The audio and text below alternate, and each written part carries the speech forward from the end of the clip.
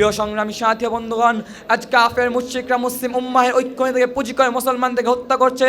শুধু তাই নয়, আজ কাফের মুশরিকরা মুসলিম উম্মাহের ঐক্য থেকে পুঁজি করে মুসলমানদের দিন এবং নবীকে নিয়ে অবমাননা করছে। আজ যদি মুসলিম বিশ্ব ঐক্যবদ্ধ না হয়, না মুসলমানদের ঈমান রক্ষা হবে, না ইসলাম টিকে থাকবে, না মুসলিম বিশ্বের সামনে মাথা উঁচু করে দাঁড়াতে পারবে।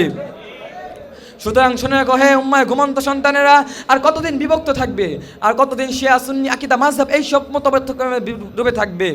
স্পষ্ট ভাষায় শুনে নাও, টেকনাফ থেকে তেতুলিয়া, মক্কা থেকে মরক্কো, ইন্দোনেশিয়া থেকে ইস্তাম্বুল, যত মুসলমান এই দুনিয়ার বুকে রয়েছে, সকলে এক উম্মাহ, এক দেহ, সকলে এক জাতি।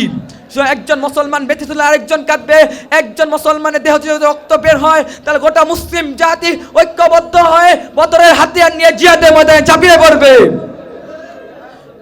প্রিয় সংগ্রামী সাথী বন্ধুগণ, আজকে আমি এই মঞ্চ থেকে গোটা বিশ্বের মুসলমানদেরকে জানিয়ে দিতে চাই, মুসলমানদের ঈমান আমল হেফাজত করার জন্য, মুসলমানদের প্রথম কিবলা আল আকসাকে মুক্ত করার জন্য, খোদার জমিনে খোদার হুকুম বাস্তবায়ন করার জন্য, নির্যাতিত মুসলমানদেরকে নির্যাতিতের হাত থেকে মুক্ত করার জন্য যদি রক্ত দেওয়ার প্রয়োজন হয় রক্ত দেব, যদি মাল দেওয়ার প্রয়োজন হয় মাল দেব, যদি জীবন দেওয়ার প্রয়োজন হয় জীবন দেব।